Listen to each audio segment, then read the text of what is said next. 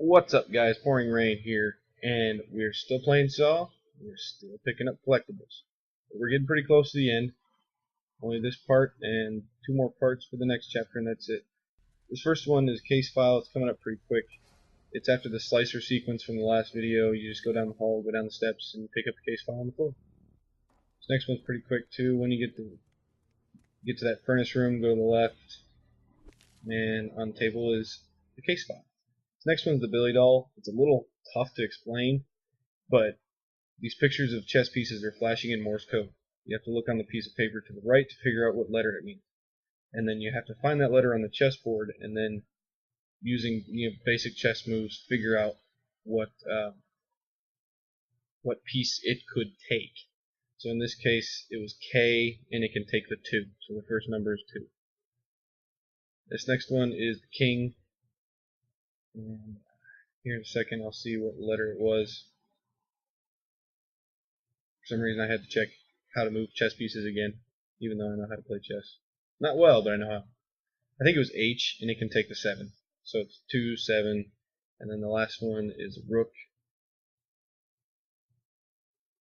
And I believe that was B right there, and it can take the 5. So there's your combination. It's 2, 7, 5 in that order. But you'll see I'll screw it up. I get the 5 and 7 transposed just because I was getting a little confused, but I figured it out eventually.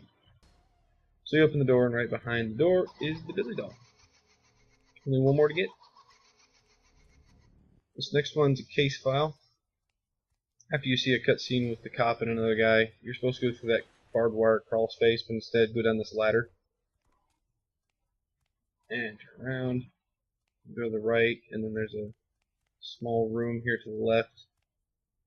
With a very dead body in the back. And right next to him is the case file.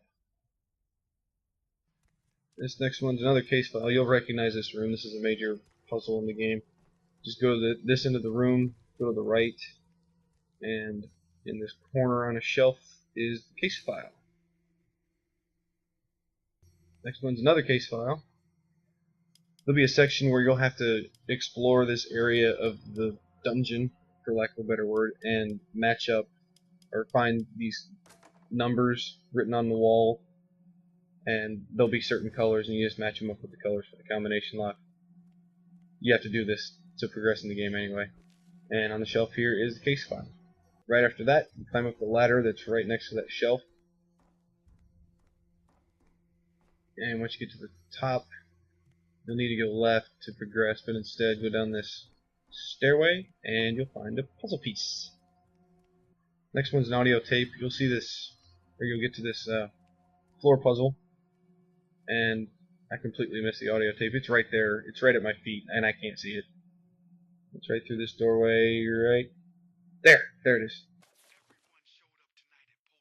And the next one's another audio tape, and this is the big TV puzzle where you have to match up pictures with the names of people.